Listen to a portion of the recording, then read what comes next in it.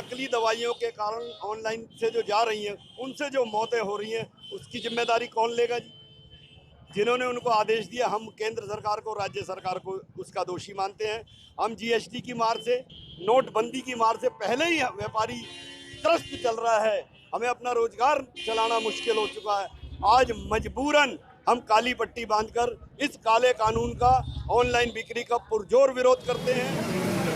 और जुल्म की टक्कर में संघर्ष हमारा नारा है, अभी गली अगड़ाई है, आगे और लड़ाई है। और प्रोडक्ट भी नकली बिक रहे हैं, वो 25 से 30% तक लैस दे रहे हैं। हम लोगों को 10 से 15% डिटेल मार्जिन मिल रहा है, तो वो 25-30% कैसे दे रहे हैं?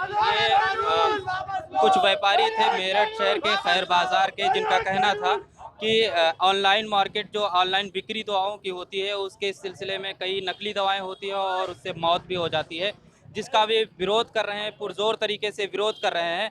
और इनका मानना ये है कि जब तक भारत सरकार इस ताल्लुक से कोई ठोस कदम नहीं उठाती, उस वक्त तक के मुजाहरा करते रहेंगे, विरोध करते रहेंगे।